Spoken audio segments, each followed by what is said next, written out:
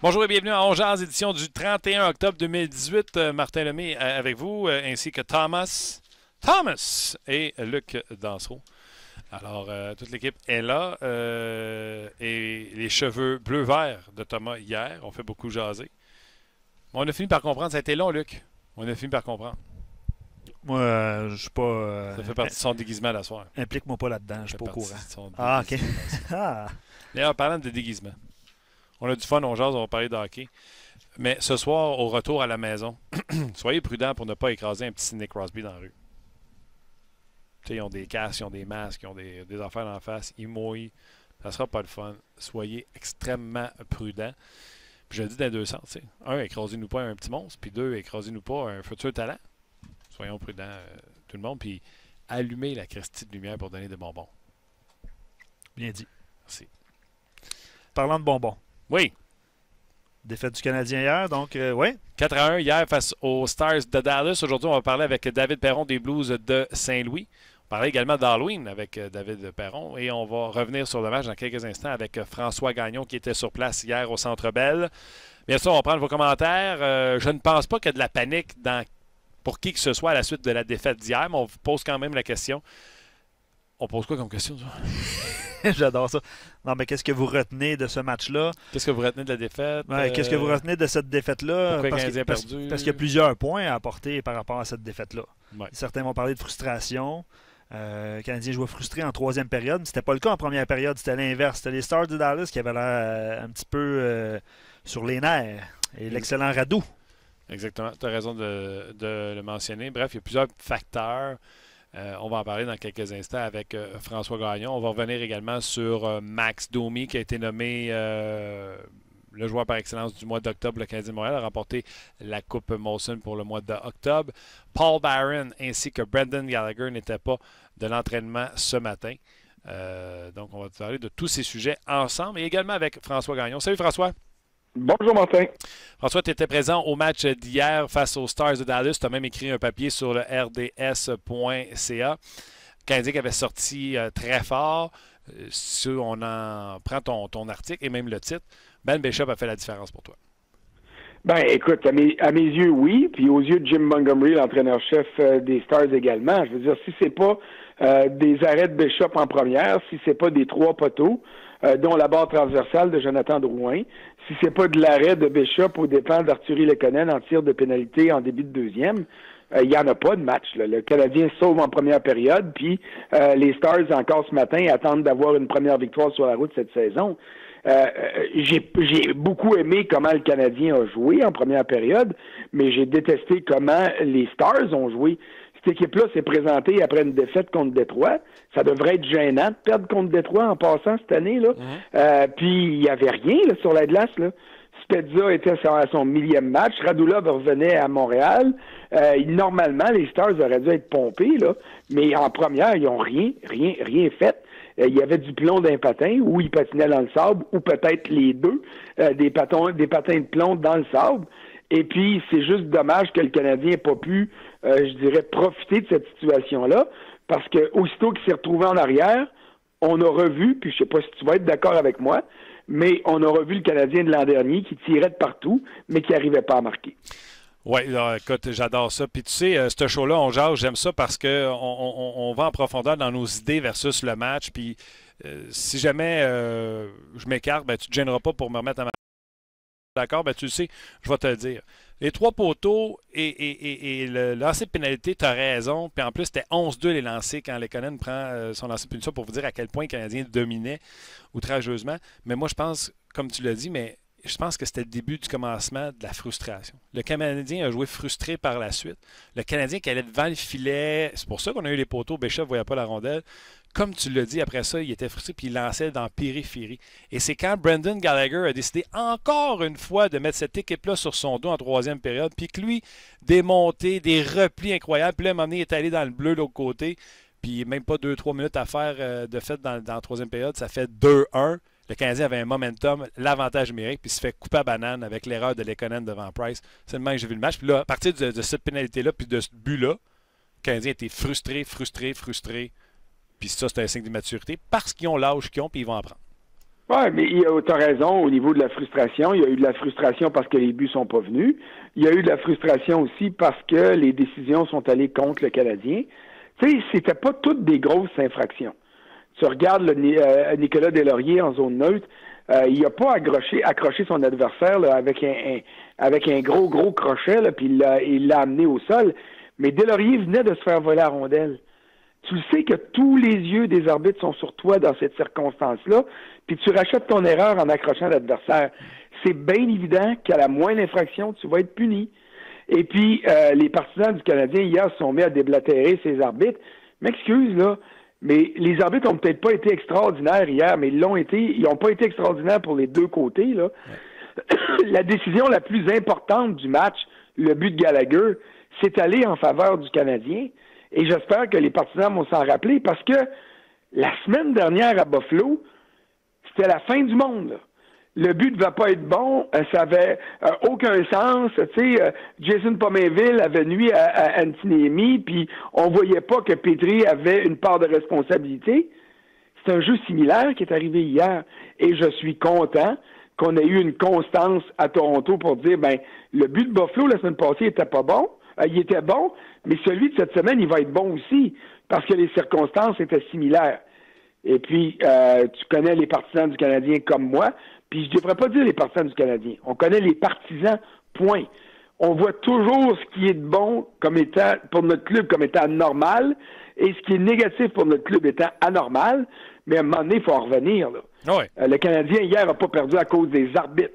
Le Canadien a perdu hier parce que les unités spéciales ont été mauvaises pour Montréal et très bonnes pour Dallas, et parce que le Canadien n'a pas été capable de percer Ben Bishop. Oui, puis j'adore ça, ce que tu dis. Puis, tu sais, le travail des arbitres, ils ont été pourris, on va se le dire, là, de A à Z, ça en était une joke.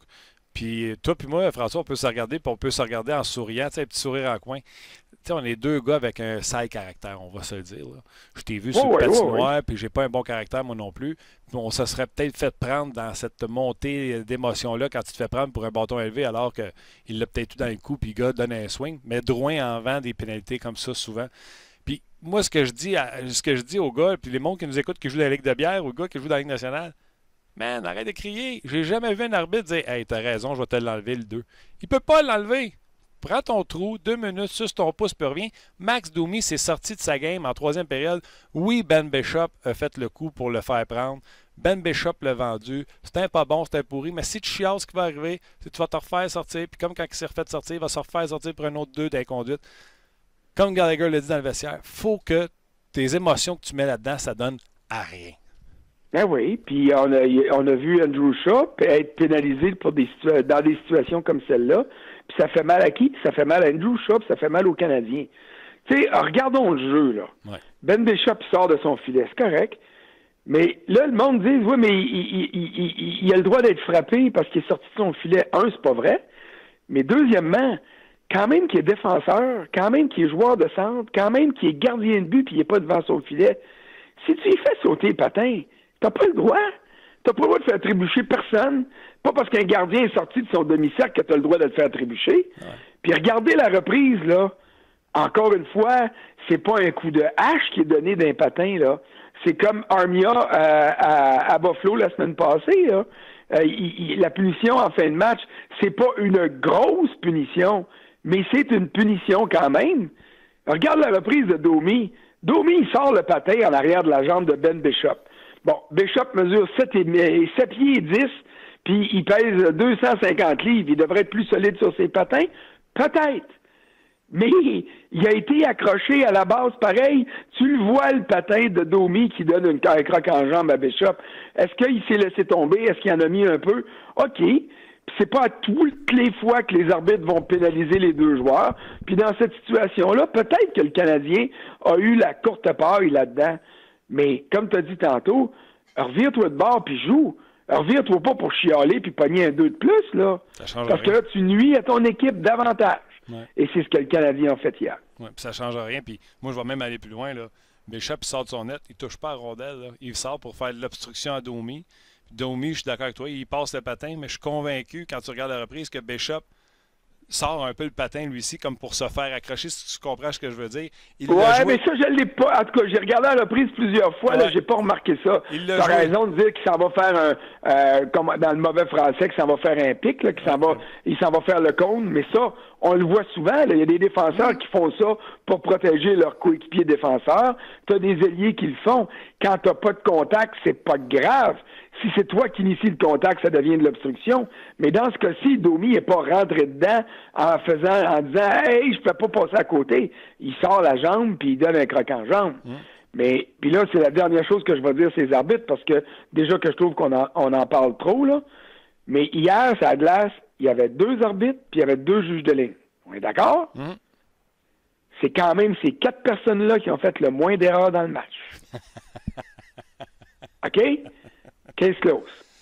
Oui, puis comme je t'ai dit, qu'il soit bon ou qu'il soit pas bon, les arbitres, je m'en sacre. Comme je te dis, ils l'enlèveront pas à punition. Fait que ça qu'elle a. Puis des fois, ils vont t'en redonner une, parce que si vous voulez regarder des reprises qui sont drôles, là, regardez la punition de Jamie Benn sur son frère Jordy. Jordy s'est laissé tomber par un coup de vent, là. Puis après le match, les 2 frères étaient ensemble, puis ils trouvaient ça bien drôle. Je sais pas si c'est de ça qu'ils riaient ou d'autres choses, là, mais il m'a dit une affaire. Le grand frère a vendu une punition à son petit frère facilement. Et Carey Price, devant Jason Spezza, il faudrait voir au super ralenti. Je pense qu'il tombe avant de se faire toucher. Mais encore là, je commencerai pas à tomber là-dedans, parce que justement, si on se met à tout mettre les blâmes ou le blâme sur les arbitres, on n'en finira plus puis on gagnera jamais. Non, puis tu sais, moi, le blâme, c'est sur la frustration, tu sais. Puis Ben, là, il est content, il rit parce que son club a gagné. D'ailleurs, je sais pas si tu as vu, parce que toi, tu étais au Centre Bell, à la reprise, quand Radulov marque dans le but des airs, il reste quand même 2 minutes et demie. Les 2 gorilles, puis tu peux lire ses lèvres de Radulov, ton frère, brother, tu sais, puis ils parlent même pas du but dans le filet de désert de Radulov qui vient de scorer. Ils font juste parler de la punition de 3 minutes qui avait aucun bon sens. Aucun sens. Mais ça, encore là, si on est partisan, on trouve que ça a du sens parce que ça favorise notre équipe, puis on trouve jamais que ça a du sens quand ça défavorise notre club. Ce que je disais, là, tu sais, puis il faut le voir, c'est pour ça que je dis, tu sais, les gens qui parlent des games de hockey puis qui n'ont pas vu la game, ça vaut pas de la chenoute. Il y avait un crescendo d'émotions, de mauvaises émotions pour le Canadien. Tu sais, ils ont attaqué, ils ont frappé poteau, le tir de pénalité. Là, moi, je trouvais que la frustration commençait à embarquer.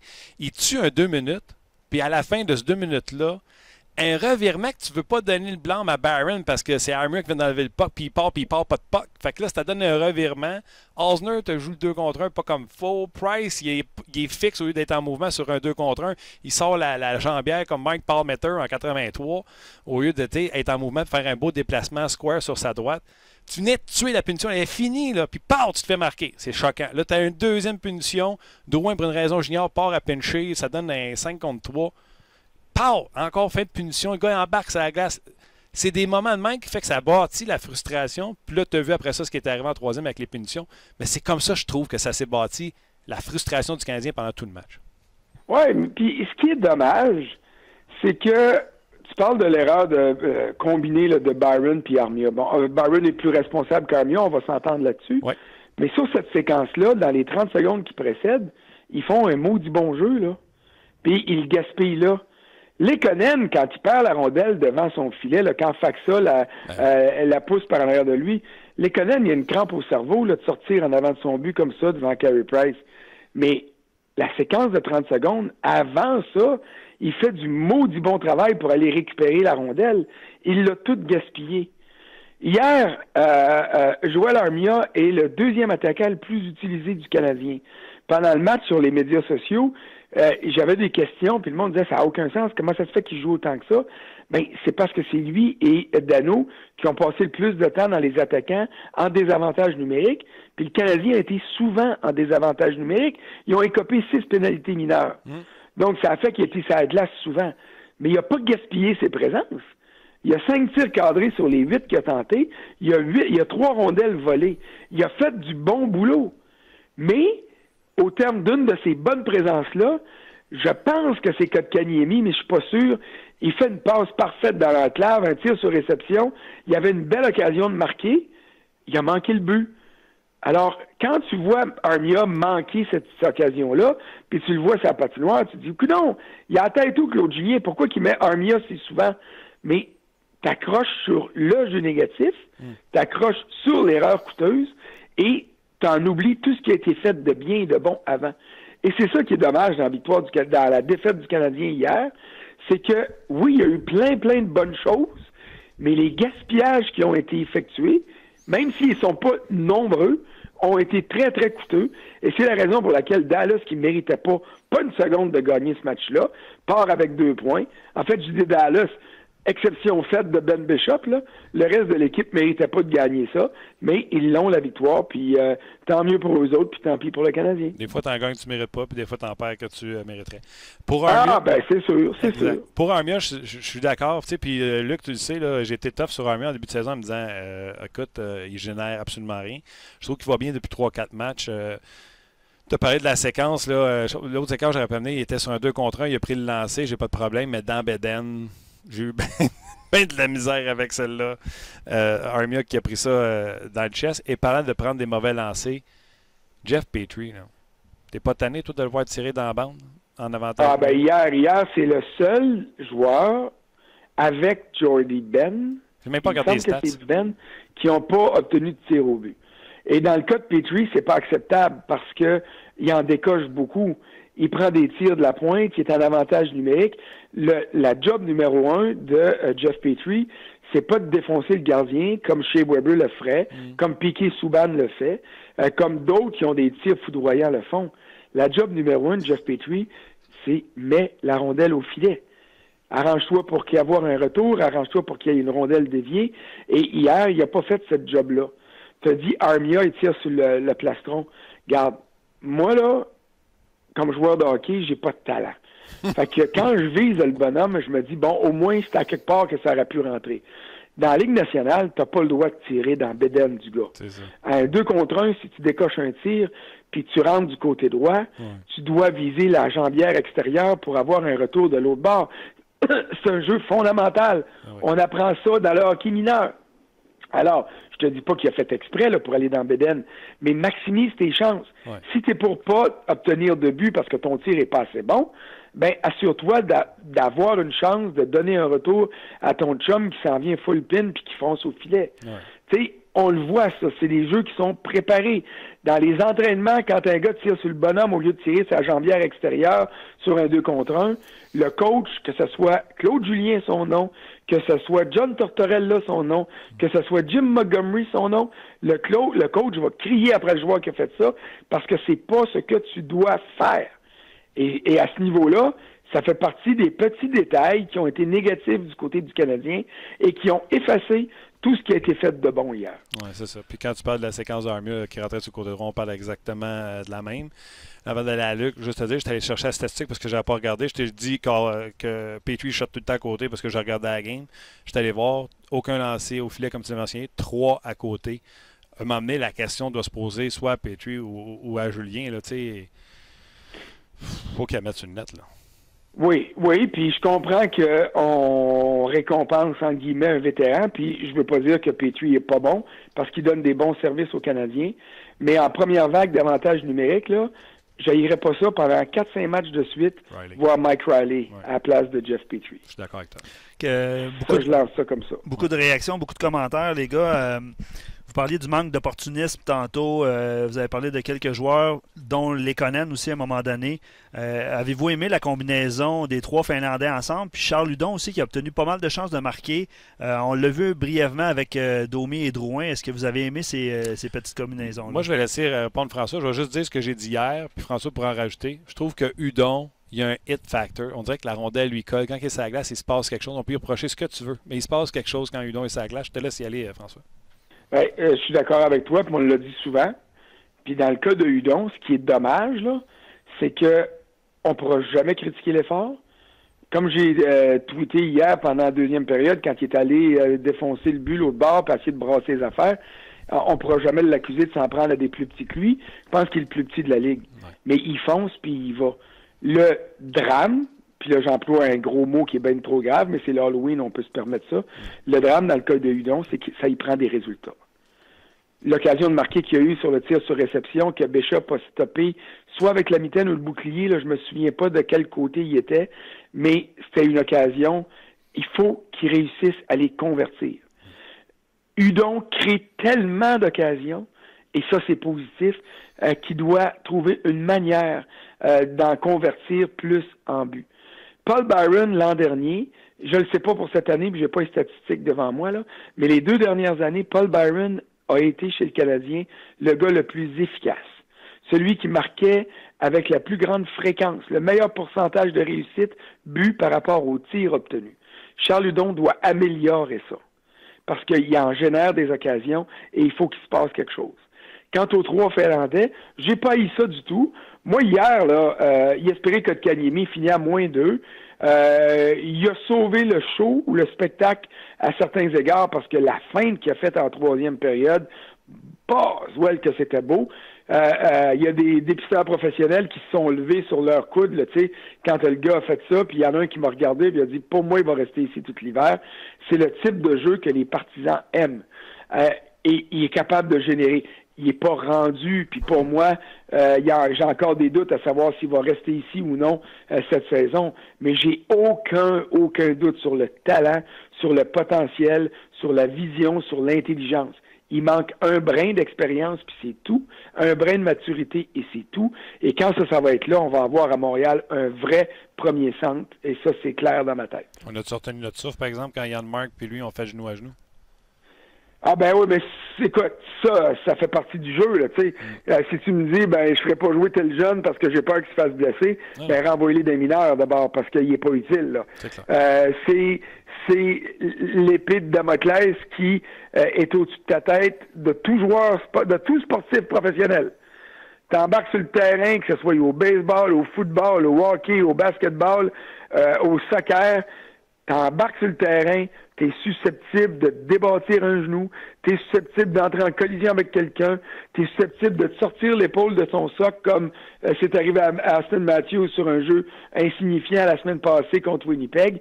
T'es susceptible d'avoir une commotion cérébrale parce que tu rentres dans un adversaire que t'as pas vu ou l'inverse. Ça fait partie de la game. On retient notre souffle, mais pas au point de dire, ben là, il faudrait le protéger. Parce que si on est rendu là, à ce moment-là, ben, on peut pas le garder avec le club. Exact. Juste une petite nouvelle, Martin, parlant de protéger tout ça, là, les sénateurs ont soumis Mike Condon au ballottage ce midi. Je ne sais pas si vous avez vu son but qui s'est fait marquer hier de la ligne bleue adverse. Oui, mais regarde bien, là, Mike Condon, là, ça fait longtemps que je le dis. Puis tu sais, Pierre Dorion, là, ça rajoute ça à son CV là, d'avoir signé beaucoup trop vite Condon, d'avoir signé beaucoup trop vite Anderson. Condon, j'avais fait une entrevue, tu souviens-tu, au podcast On Jase sur Condon, puis le Canadien l'avait laissé aller. C'est pas un deuxième gardien que tu dois payer ces argents-là. C'est un deuxième gardien qui va toujours être sa bubble. Et je ne suis pas surpris de le voir là. Là, je serais intéressé par contre de voir les statistiques de Philippe Gustafsson des mineurs, voir si c'est parce qu'on veut monter les jeunes. Parce que si Ottawa veut gagner, il va falloir qu'Anderson et ou Gustafsson leur volent des gains.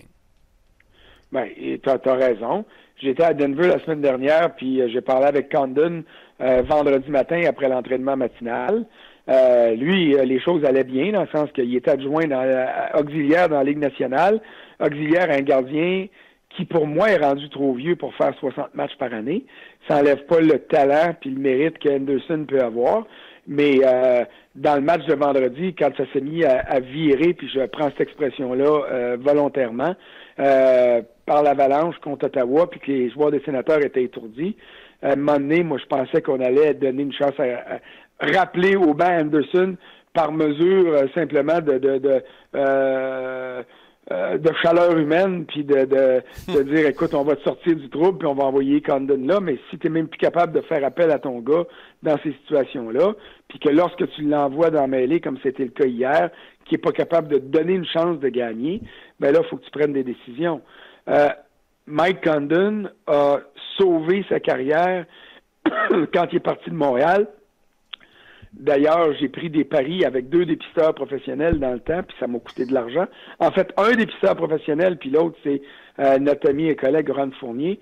Moi, j'avais dit qu'il ne garderait pas 50 matchs de plus dans la Ligue nationale. Et il l'a fait. Il l'a fait parce qu'il était allé à Pittsburgh, parce qu'il s'est promené, parce qu'il a réussi à avoir des étincelles de temps en temps que n'importe quel gardien peut avoir. c'est pas de faire un bon match de temps en temps qui est difficile dans la Ligue nationale. C'est d'être bon sur une longue période. Et je suis d'accord avec toi que Condon a jamais eu l'étoffe pour le faire. Et les Sénateurs ont fait, avec Mike Condon, la même erreur qu'ils avaient faite avec Andrew Hammond, l'année que Hamburglar est arrivé de nulle part puis s'est mis à être la vedette de la Ligue nationale, s'est rendu en séries éliminatoires, ça a été phénoménal. Mais l'année d'après, il aurait dû dire merci pour le service obtenu, mais on te laisse partir parce qu'on le sait que ça n'arrivera pas. Et c'est jamais arrivé depuis. D'ailleurs, lui aussi, je pense qu'il était au ballottage la semaine dernière, puis il est dans l'organisation de l'Avalanche. Alors, c'est des gardiens similaires. Une étincelle à un moment donné, 2, 3 étincelles, mais c'est pas un feu d'artifice. Puis même si c'est un feu d'artifice, ça dure jamais même plus qu'une minute et demie, 2 minutes, un feu d'artifice. Exactement. Puis c'est pas des gardiens talentueux, c'est des gardiens qui travaillent fort. Puis à un moment donné, ils récoltent le fruit de leur travail, mais tu comprends-tu? Ils n'ont pas le talent pour avoir la constance, ils n'ont pas le talent pour être là soir après soir, mais ils mettent tellement de l'ouvrage en pratique que c'est pour ça qu'à un moment donné, ils en récoltent un peu, etc. Bref, faut pas une chose comme mais tu as donné le nom important là, tantôt. Là. C'est Gustafsson. Gustafsson, les Sénateurs l'ont obtenu dans la transaction de Derek Brassard à Pittsburgh, si ma mémoire me joue pas de tour. T'as raison. Et c'est leur gardien d'avenir maintenant. Donc, si les Sénateurs sont partis pour être sur la pente descendante cette année, et j'ai bel et bien l'impression que ça va arriver, là. Le début de saison, c'était exceptionnel, c'était inattendu, et encore plus inattendu que le Canadien. Mais là, les Sénateurs sont aux prises avec des blessures en série. Après Tkachuk, c'était Zach Smith vendredi à Denver, là, une fracture de plusieurs os du visage. Cette équipe-là va piquer du nez à un moment donné. Ils sont en reconstruction. On parle même pas de transition, là. Ils sont en reconstruction. Et peut-être que si Gustafsson est en mesure d'assumer un rôle d'adjoint dans la Ligue nationale puis de partager le travail avec Craig Anderson, que les circonstances seraient plus favorables pour ça. Et, je veux juste saluer Sylvain sur notre messagerie qui dit « Moi, je dis ça en passant. Je mets ça sur la messagerie, puis je dis ça de même. Alak, c'est match 1.51, 9.47. Tout Carras, goal pas. » Oui, mais l'année passée, moi, je vais te dire ça, mais juste de même, là, puis je vais refaire la même chose. L'an passé, qu'est-ce qui est arrivé à Boston en début de saison? Kudobin. Rask était lamentable, à peu près comme c'est cette année. Les Bruins ont donné le filet à Kudobin pendant 10, 12, 15 matchs, et c'est lui qui est venu sortir les Bruins de leur marasme. Ça a fouetté Rask, puis Rask a pris sa pôle, puis c'est lui qui a été le gardien qui a amené les Bruins jusqu'où ils se sont rendus l'an dernier. Tiens, Yaroslav Halak, je ne partirai pas de controverse, là. Mais souviens-toi, quand il est parti de Montréal, il y a encore du monde qui braille puis qui disent qu'il aurait dû garder Halak au lieu de Price. Il est rendu à 8 clubs, puis il est 2 séjours dans la Ligue américaine, là. C'en est un qui a du potentiel, qui a du talent, puis pas un certain talent, un talent certain. Mais c'est un gars qui n'a jamais été capable d'assumer un rôle de numéro 1 de la même façon que d'autres ont été capables de le faire. Puis j'enlève rien à Halak, là. En ce moment, ses statistiques sont phénoménales. Et si je suis l'entraîneur-chef des Bruins de Boston, c'est bien évident que je donne le filet à Halak avant de le donner à Rask sur une base régulière en ce moment. Mais je fais ça dans le but de fouetter Rask pour qu'il soit le gardien numéro 1 qui est capable d'être. Parce que Halak a prouvé que lui, ses feux d'artifice sont extraordinaires. Ça pétarade, mon gars, puis il y a de la couleur, puis il y a des formes géométriques, puis son feu d'artifice peut peut-être durer jusqu'à 5, 6, 7 minutes, là. Le genre des feux de l'Auto-Québec là, qu'on a à la ronde, là, tu sais, des grosses affaires. Pas un feu d'artifice de quartier à Saint-Jean-Baptiste. Mais comme tous les autres feux d'artifice, ça arrête. Ouais. Bon, parlant de feux d'artifice, juste revenir à un point que les gens abordent sur nos messageries différentes, là, sur Facebook et RDS.ca. Christian sur Facebook n'est pas d'accord avec les huées envers Radulov. Et Gaétan sur notre page dit Radulov a un beau fusil après Bergevin. Qu'est-ce que vous pensez de ces deux affirmations-là? Excellent sujet, les boys. François, Radulov qui a boudé les journalistes hier avant le match. Qu'est-ce que tu as pensé de toute la saga Radulov hier? Ben, il est fidèle à ce qu'il a toujours été. Je veux dire, Radulov parle aux journalistes quand ça fait l'affaire à Radulov. Quand il n'est pas dans une situation problématique, quand il n'est pas dans quand il n'est pas dans la controverse et quand il n'est pas dans une situation où il peut sortir perdant de ses rencontres. Radulov a sorti des choses quand il est parti à Dallas. Le Canadien a répliqué. Le Canadien a expliqué c'était quoi la situation. Qui a tort, qui a raison, je m'en sac. Mais moi, j'ai tendance à donner raison à celui qui va venir te reparler après. Pas à celui qui refuse de te parler parce que là, il est pogné entre deux menteries ou entre deux vérités. Mais pour ce qui est de... je me souviens pas de son prénom, là, celui qui a écrit pour dire qu'il n'a pas aimé les huées, je m'excuse, mais c'est le droit le plus fondamental de n'importe quel spectateur qui paye un ticket de huer. S'il y avait des fans, puis il y en avait, des fans des Stars de Dallas sur place hier, qui voulaient huer le Canadien, c'est leur droit. Ils ont payé leur siège. Les fans du Canadien frustrés d'avoir vu Radulov jouer aux mercenaires après un an à Montréal puis d'aller chercher un meilleur contrat à Dallas parce que ça coûte moins cher d'impôts, ils ont le droit de huer Radulov. Et puis, ils l'ont fait. Mais inversement, ils ont mentionné Jason Spezza, qui est le joueur dans la Ligue qui a fait le plus mal aux Canadiens, le joueur dans la Ligue qui est actuellement dans la Ligue nationale, là, un joueur qui joue. Il n'y en a pas d'autres qui ont fait plus mal aux Canadiens que Spezza dans sa carrière, qui a quelque chose comme 69 points en 55 matchs. Là. C'est phénoménal comme performance, mais il a eu le droit à innovation. Les gens ont le droit de faire ce qu'ils veulent. Puis Radulov a le droit de pas nous parler. Mais quand il fait comme il l'a fait hier, puis j'étais dans le vestiaire des Stars, il passe à côté de nous autres, clopard venant de l'infirmerie avec sa serviette autour de la taille, puis c'est le collègue Jean-François Chaumont. Je pense pas qu'il y en ait de plus gentil dans le business que Jean-François Chaumont, qui prend ses gants blancs, puis qui met d'autres gants blancs par-dessus ses gants blancs pour dire « Hey Alex, ça serait-tu possible peut-être que tu penses que tu pourrais-tu nous aller voir Bergevin? » Ben, quand un gars répond de même, il mérite de se faire huer par les journalistes aussi. Et, sais-tu quoi? Dans la partisanerie, dans être une bonne foule, on va voir les Red Sox de Boston, un match Red Sox-Yankees. Ça fait partie du show. J'adorais ça, moi, quand les gens se sont mis à huer Radulov. J'en ai pas de problème avec ça. Puis, tu l'as dit. Après ça, on servirait de bord puis on salué Jason Spezza qui domine les joueurs actifs dans le nombre de points contre le Canadien de Montréal. T'as raison de le mentionner. Puis garde, quand on a eu Chara, quand on a eu Radulov, quand on a eu Lundqvist, peu importe le nom du joueur, le joueur vedette de l'autre côté, moi je trouve que ça fait partie du charme. Let's go. Ben oui.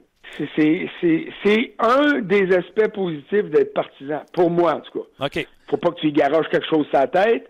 Faut pas, tu sais. Puis ça donne des situations qui sont loufoques.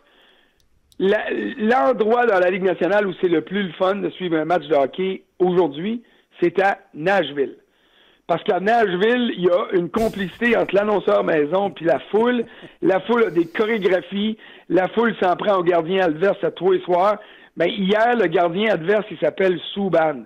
Fait que d'entendre en Nashville Subban, you suck, alors que il y en a un Subban qui est de leur bord puis qui est assez bon, merci, ça donne quelque chose d'absolument rigolo.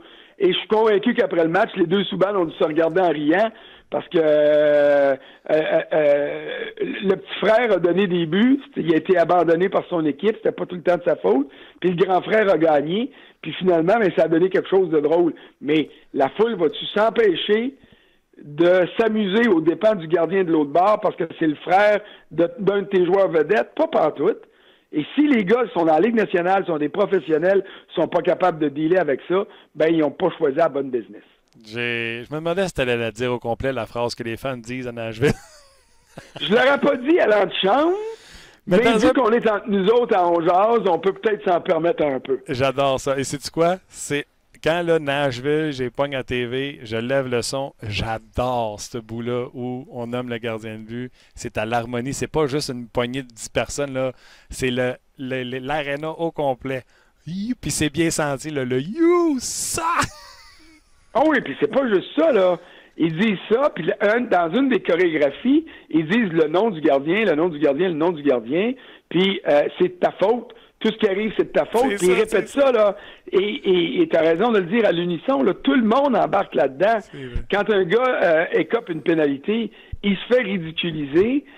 Il y a une ambiance particulière à Nashville. On a transposé ce qu'on vit dans le sport universitaire on l'a transposé dans la Ligue nationale et c'est le seul amphithéâtre où c'est aussi actif que ça au niveau de l'implication des partisans. Bravo. Hey, tu prends le temps que tu veux, mais maximum 1 minute chaque sujet. Il me reste 3 sujets, j'ai pas le temps de te parler. Barron, blessure, Sherbach prend il a autorisé, il a dit oui aux Canadiens, je vais retourner me mettre en forme à Laval. Bravo Sherbach.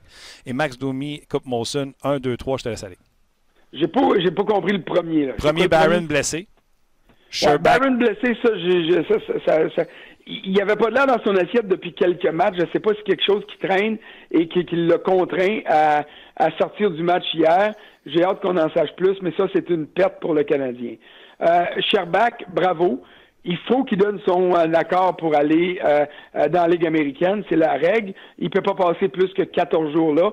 Profite-en pour aller chercher ta forme de partie, puis d'obliger le Canadien à te donner une chance. Puis quand tu vas l'avoir, chance-là, ben mange la patinoire, puis mange les bandes, parce que les gros reproches qu'on te fait, c'est ton manque d'attitude, et prouve qu'on a tort d'assumer ça. Puis Max Domi, bravo. C'est pour moi la révélation des 10 premiers matchs de la saison. C'est un joueur complet et efficace. Et enfin, une Coupe Molson qui ne va pas à un gardien. Ça, pour moi, c'est la clé du succès chez le Canadien. François, bravo. Bonne fin de semaine de travail. Puis on invite les gens à te lire sur le rds.ca. C'est parfait. Merci. Bonne journée. Hey, avant que tu partes, là, t'es encore là? J'aime ça donner du inside au monde. Je veux juste vous dire une chose. François Gagnon, tantôt, je me suis pris une note, là, c'est pour ça que je le dis à la fin. Hein. François Gagnon vous a dit les recruteurs se sont levés ses coudes quand Kotkaniemi a fait une feinte. Vous aimez ça avoir du petit inside? Je veux juste vous dire, François Gagnon ne s'assied pas avec les journalistes. Il se cache entre un poteau de la galerie de presse et les scouts qu'il y a là. Puis, je le connais, là. Il fait les grandes oreilles, puis il y a des contacts dans ces gens-là, tout ça. C'est un gars le fun à suivre sur Twitter pendant les matchs, juste parce qu'il était à cette place-là. C'est juste ça que je voulais dire, François. C'est bien fin. Merci beaucoup. Bye-bye. Excellent. On va accélérer le pas, surtout pour les gens sur Facebook. Je vais lire quelques commentaires en rafale parce qu'il y en a eu beaucoup aujourd'hui et de différents sujets. Nadia sur Facebook dit « Manque de discipline, filet raté, lancer de punition bloqué et Bishop ont fait la différence pour le match d'hier. » Tu es d'accord avec ça? Oui, mais après le lancer de punition, le Dallas prend les devants puis le Canadien ne lance plus. Puis quand le Canadien lance, c'est dans Bédane. Fait que oui, Bishop, François avait raison pour le début de match. Moi, je pense que le Canadien s'est tué tout ça, comme je l'ai expliqué depuis le début, avec pas la bonne attitude. La frustration qui se sont apparées d'eux autres pour absolument rien. La punition, là, tu peux rien faire. Suck it up, on la tue, puis let's go. Okay. Dans le fond, ça devrait être la mentalité comme Vegas avait. Us against the world. Ouais. Les arbitres sont contre nous autres. Donne-moi mon 2 minutes, je vais aller au banc. Puis quand je vais revenir, check-moi bien. C'est ce que les Stars ont fait hier. Parce qu'il était frustré en première période. Ouais. Vous parlez de punition tantôt. Le Radulov, sa pénalité, c'est Osner, je pense, qui a fait une genre de pirouette. Là. Ouais. C'était un peu douteux aussi. Obstruction dans la zone offensive. Oui, exact. Ouais. Mais Osner est presque pas touché. On n'a pas parlé d'Osner, mais... Non, mais... On a hâte que Jolson revienne. On n'en a pas parlé, mais les gens sur Facebook en ont parlé. Je peux pas nommer tout le monde qui a parlé de Osner, qui avait hâte qui... Sur notre page, on jase aussi. Là, je les voyais défiler. Oui. On n'a pas parlé d'Osner. Non, mais je n'ai parlé on n'a pas besoin. Je n'ai parlé sur 2 contre 1. Absolument. On n'a pas besoin. 2 contre 1. Oh, oui. Le bâton qui se fait aller. Tu fais ça, toi, en défensive? Non, c'est rare. 2 contre 1, esprit. Tu passes, tu n'es pas en train d'envoyer un puck de bowling, de curling. Non. 2 contre 1, tu prends. Moi, j'aurais aimé ça, ce 2 contre 1-là, à cause que le gars est très centré. J'aurais aimé ça, puis c'est pas un jeu que j'adore, j'aime pas ça enlever les patins au défenseur, mais j'aurais aimé ça, qu'il se couche tout de suite vers le gars, étant donné qu'il est collé sur lui. Oui, absolument. Ou lui laisser le gardien. S'avancer pour faire l'arrêt puis jouer un peu la passe et l'angle. Mais non, c'est pas ça. Price avait 2 pieds plantés. Oui. Fait que lui, il voulait la shot. C'est ça, exact. Price faire un arrêt comme ça, là, avec le patin. En plein ça. Planté dans la glace comme Mike Palmater. Oh boy, OK. Salutations plus jeunes qui nous écoutent. Oui. Dernier commentaire sur Facebook, puis on va vous laisser après. On va vous inviter à faire le lien tout de suite vers rds.ca. Martin Giraud dit ça va arriver quand même assez souvent, ce genre de match-là. Puis spécifie qu'il y a 2 très gros matchs qui restent à jouer cette semaine, les Capitals et le Lightning de Tampa Bay. Et après ça, 2 matchs à New York. C'est jamais facile de jouer à New York. Martin prédit une première série de défaites cette année. On verra. Claude Julien défier ses joueurs. Les bonnes équipes ne perdent jamais 2 matchs de suite. On verra jeudi face aux Capitals. C'est sur nos zones RDS, 19h30, je pense. Oui, possiblement. On reviendra avec l'heure. Possiblement.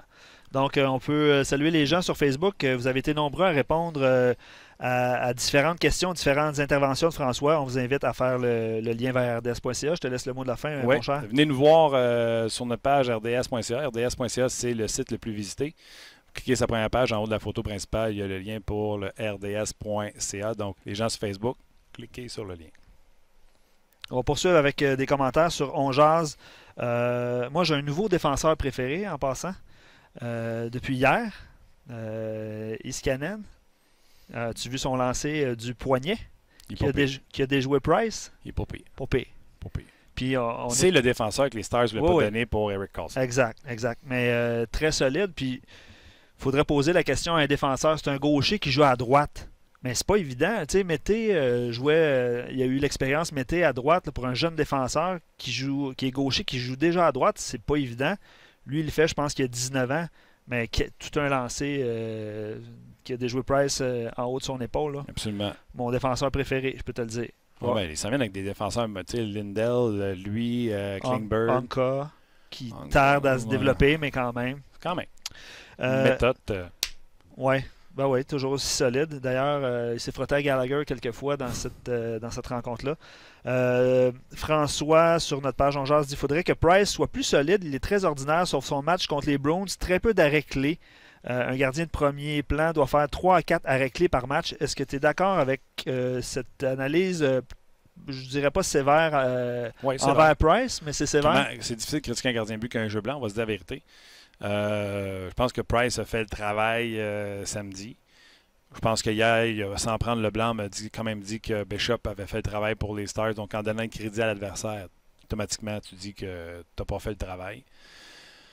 Tu sais, je l'ai dit tout à l'heure, c'était 11-2 pendant le lancer de punition. Puis je pense que c'était 11-4 quand les Stars marquent. Tu ne peux pas te donner un but sur le 4e lancé alors que de l'autre côté, tu es déjà rendu à ton 11e, plus 3 poteaux, plus... Ouais. Autre commentaire va aller rejoindre David Perron qui s'en vient dans quelques instants. Michael dit pas un gros match pour les Conan. Il manque un lancer de punition, se fait enlever la rondelle sur le 3e but. Ça a coupé les jambes du Canadien. Armia, une mauvaise pénalité en fin de match. Hudon, 6 très bons tirs au but, de bonnes chances de marquer. Pas capable de la mettre dedans. Ça résume un peu ce que vous avez dit tantôt avec François. Le gars qui parle de Hudon, il suit la game où il était allé voir la feuille de statistiques. C'est 4 lancés, 4. plus 2 ratés. Okay. Fait 6, puis un 7e bloqué par le défenseur. Okay. Fait que certainement, je n'ai pas calculé, mais je pense que c'est le joueur qui a le plus de lancers tentés là, en tout et partout. À moins que ça y fait comme 6-7. Non, 9 pour Armia. Armia, 5 lancers au filet, dont un dans Bédène, 3 bloqués par un défenseur, puis un à côté du filet. Stéphane Julien parle de Domi, puis c'est un bon point, puis on n'en a pas parlé. Hein, on le vend depuis le début de la saison, puis c'est correct, là, il joue super bien. Stéphane dit Domi devrait comprendre qu'il est une pièce importante de l'équipe. Sur le banc de punition, il ne nous aide pas. J'aime bien son implication, son intensité, mais une pénalité supplémentaire pour inconduite, ce n'est pas acceptable. Non, mais on l'a dit, hein, puis c'est correct, je comprends. Vous avez raison. On va commencer avec ça. Vous avez raison.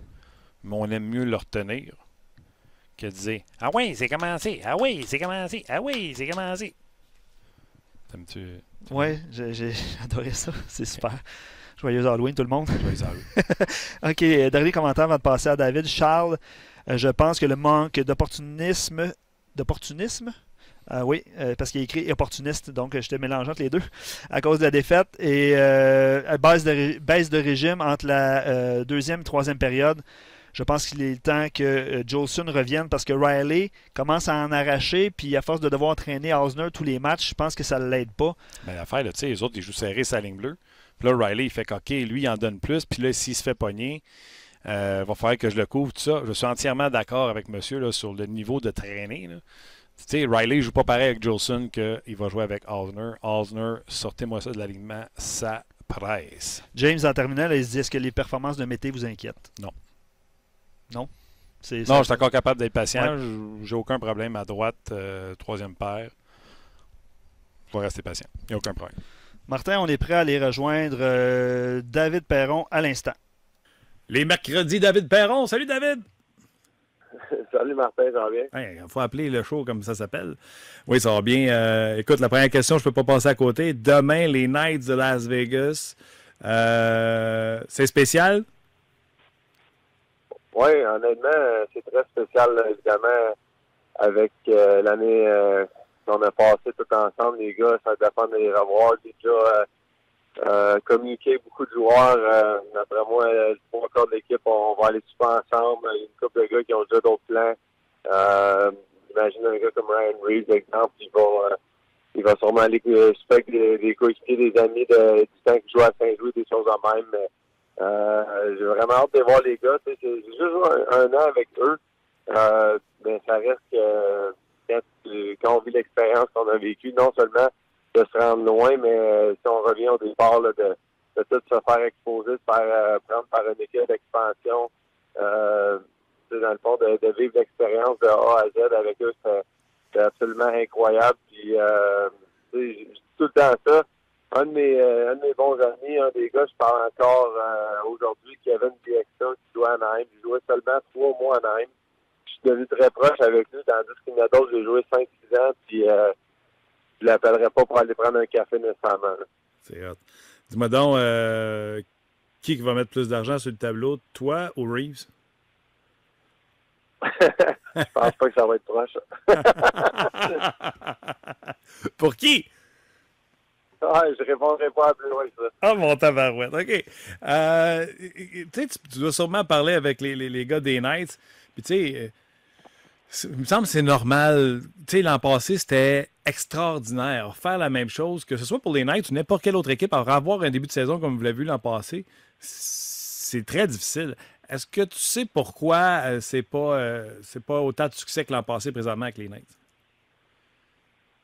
Je peux pas répondre nécessairement à 100% parce que quand tu le dis pas, c'est différent. J'ai regardé le match hier, surtout la première période, puis j'ai trouvé qu'ils étaient dominants, ils ont bien joué contre Nashville. Je regarde le score final, ils ont perdu, je pense, 4-1. Donc, évidemment, le vent a tourné durant la rencontre. Puis j'ai remarqué que c'était pas la première partie que ça faisait ça. Oui, c'est pas évident d'aller chercher le même feeling que l'année précédente. Pour les gars, le feeling que tu perds jamais de match. Le feeling que même quand tu joues pas un bon match, tu trouves le moins de gagner. C'est pas évident à trouver. Regarde, de mon côté, c'est sûr que j'ai trouvé ça difficile d'une certaine façon de changer d'équipe. Oui, Saint-Louis, c'est la place la plus facile pour moi de retourner. Mais ça reste qu'une fois que tu as vécu une expérience unique, une expérience en or de même, un groupe de gars, t'aimerais avoir la chance, si tu veux, de pouvoir essayer de le revivre l'année d'après, voir ce qui arrive, puis ça marche pas, ça marche pas. Donc, évidemment, je respecte le côté business de la game, mais c'est sûr que c'est un petit peu plus difficile que d'autres moves que j'ai eu. Quel gars de Vegas t'es resté le plus en contact avec? Je suis resté en contact avec, honnêtement, beaucoup de joueurs. C'est sûr que Marchesso, c'en est un, justement, là, que je suis devenu un très, très bon ami avec lui. On se parle régulièrement. L'autre fois, après son but en penalty shot, là, en overtime, je l'ai appelé sur FaceTime. Il est encore dans la chambre, des choses de même. J'ai parlé avec Subban ce soir-là. Tu sais, c'est intéressant avec la technologie aujourd'hui. Autant que des fois, on prend pas le temps, on prend pas les 2 secondes d'avoir un message ou peu importe à des gars, mais avec les différentes façons de communiquer, là, je reste en contact avec plusieurs gars, mais Marchesso définitivement. OK. Donc, match spécial demain, mais avant de passer au match spécial, ça fait un petit bout, là, vous êtes sans jouer. C'est des vacances, c'est de l'entraînement. Comment tu vois ça, ces 4-5 jours-là qui viennent de passer? Regarde, faut les prendre de la bonne façon. Quand on va arriver au mois de février, au mois de mars, on va espérer avoir une journée de congé, puis on va jouer 2 jours. Donc, j'ai remarqué avec les années que la cédule des Blues, je sais pas si la plupart des équipes c'est de même, mais les Blues, on a plus de temps de repos de même en début de saison que vers la fin de l'année, évidemment. La cédule s'est identifiée pour toutes les équipes, là, mais ça reste que de notre côté, regarde, on a eu beaucoup d'entraînement cette semaine en glace. Je pense que c'est de quoi que c'est un sujet quand même intéressant parce que à mes débuts, la plupart des gars s'entraînaient même pas durant la saison. On parle souvent à quel point les gars arrivent prêts au camp d'entraînement versus les années 90 ou même avant ça. Ça reste que les gars s'entraînaient pas beaucoup durant la saison. Donc maintenant, c'est vrai qu'on a un entraînement tous les jours. Hier, on n'avait pas de pratique. On a un optionnel pour les gars qui ne voulaient pas aller sur la patinoire. Puis Je pense que quand tu pars des journées de congé, de même, prends soin de ton corps. Même si ça me tentait de patiner hier, j'ai décidé de ne pas embarquer sur la patinoire étant donné que j'avais une grippe cette semaine. J'ai essayé de récupérer le plus possible. Puis c'est juste des petites raisons. OK. Là, je veux pas que tu te fâches après moi, là, mais j'ai l'impression que la dernière semaine, vous avez joué juste 2 matchs, mais j'ai l'impression que c'est à l'image de votre saison. J'ai l'impression que les Blues, vous êtes bipolaires. Vous avez perdu 7-4 contre Columbus, mais vous avez battu Chicago 7-3. Êtes-vous bipolaire? Clairement. Pour vrai, non, mais je comprends dans le sens que tu as amené la question. Puis, c'est sûr qu'on est, en tant qu'équipe, on n'est pas satisfait de notre niveau de jeu. Puis justement, tu sais, c'est comme on sent que l'entraîneur, là, tout le monde mettait son poste en question, toutes les affaires. Puis oui, on voulait être là pour lui, on a joué un très bon match, mais une fois que tu tournes la page sur ça, il faut que tu continues de trouver le moyen de jouer des bonnes parties. Puis justement, encore une fois, avec les Golden Knights l'année passée, on trouvait le moyen de gagner certains matchs qu'on ne devait pas gagner ou qu'on ne jouait pas notre meilleur match, mais on trouvait le moyen, puis on tournait la page, le lendemain, on jouait notre meilleur game de l'année. Donc, j'ai trouvé que c'est ça qu'on n'a pas réussi à faire encore avec les Blues. On n'a pas réussi à jouer un match. Tu sais, faut pas oublier qu'il y a une équipe l'autre bord qui dit la même chose que nous, qui veut gagner à tous les soirs. Donc, même si tu joues un match juste dans la moyenne, faut que tu trouves le moyen de gagner des parties de cette façon-là, ce qu'on n'a pas fait cette année. C'est clair. Et là, en plus, au dernier match, Allen a quitté. Il y a eu une vague de rappels avec les Blues de Saint-Louis, entre autres le gardien Ville Husso. Qu'en est-il du statut de Jake Allen et de tous ces rappels-là?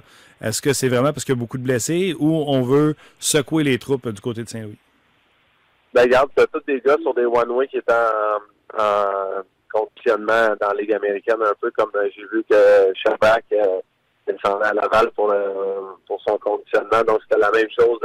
Un gars comme Robbie Fabry, avec ses blessures au genou qu'il a eu durant les 2 dernières saisons, pratiquement pas joué un match de la Ligue nationale depuis, je pense, le mois de février, il y a 2 saisons. Donc, même chose, Carl Gunnarsson, il y a une opération à la hanche, au genou au courant de l'été.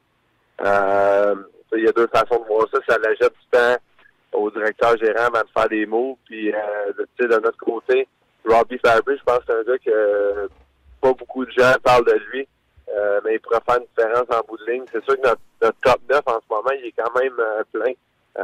Sanford, depuis qu'il était rappelé, il joue avec moi, puis O'Reilly, notre trio va super bien. Donc, ça complique les choses, mais d'un certain côté, on va s'en reparler dans, exemple, 1 mois, puis je pense que Robbie Fabry va commencer à amener un impact pour notre équipe.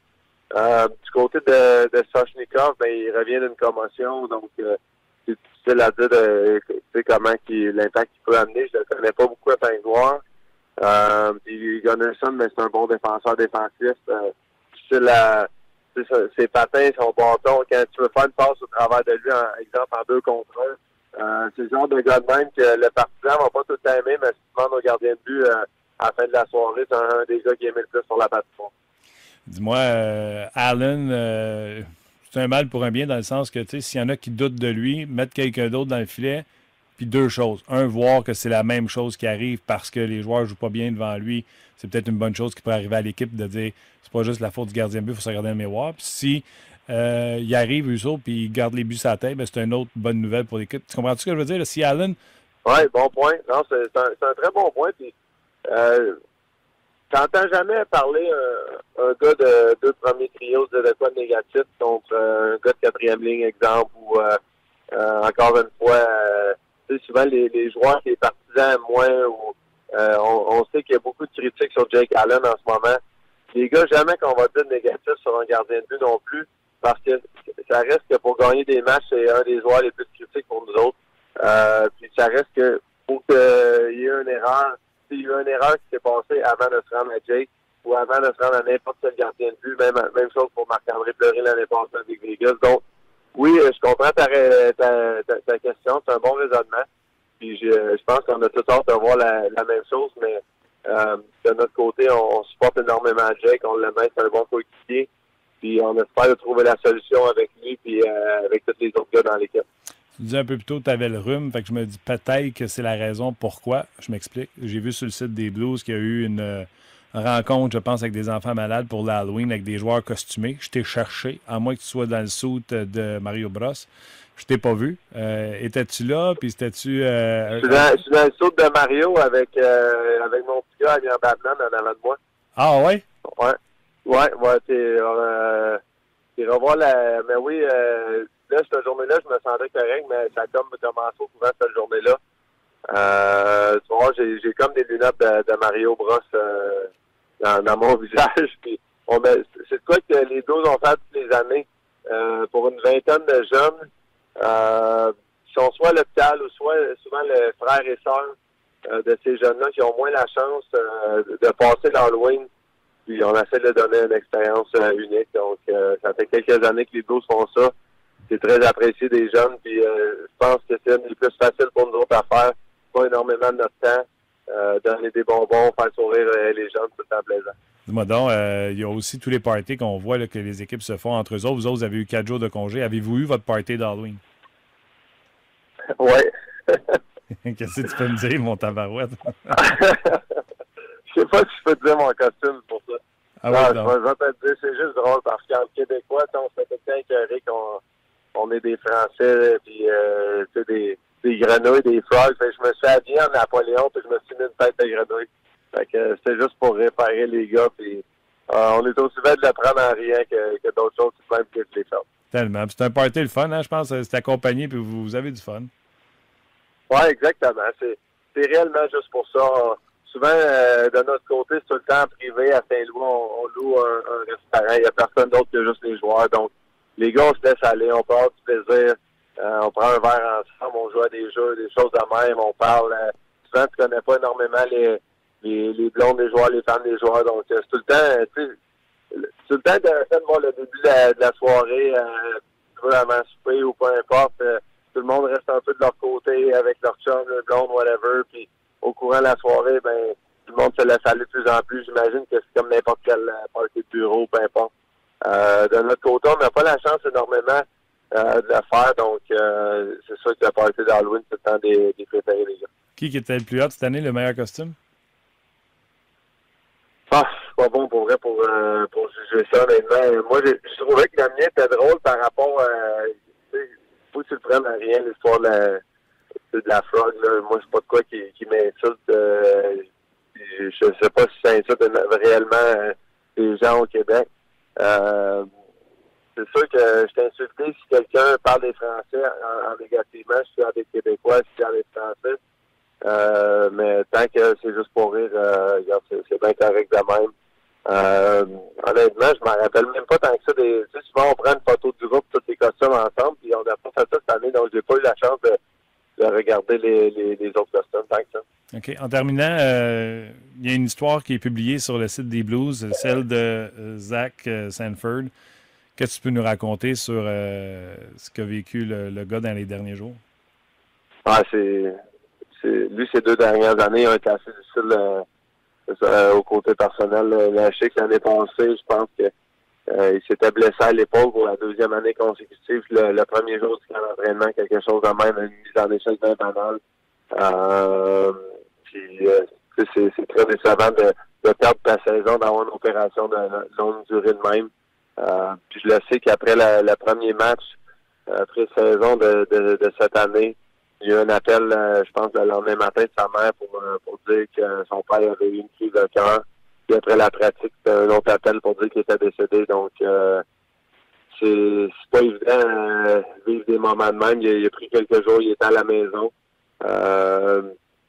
Honnêtement, je sais même pas comment il a fait pour revenir aussi vite. Il est revenu après seulement 2 ou 3 jours. Je sais pas si j'étais capable de faire ça dans mon cas. Puis je suis content que ça m'ait pas arrivé encore. Donc, honnêtement, c'est très difficile à parler.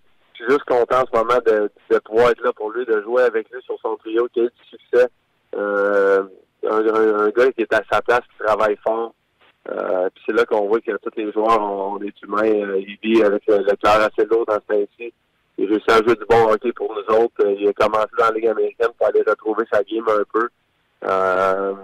Puis regarde, avec Steven, on gagnait pas beaucoup de matchs en début de saison, on l'a rappelé. Depuis ce temps-là, on forme des bons trios, on a beaucoup de chimie avec lui, donc on espère que ça va continuer. pour lui professionnellement et puis que son côté personnel continue de s'améliorer puis que ses proches soient là pour lui. Sanford a écrit un article sur le site des Blues de Saint-Louis. Je vous invite à aller le lire. Puis j'espère, mais je suis pas mal sûr que tu as pris le téléphone et tu as appelé ton père après. Hein?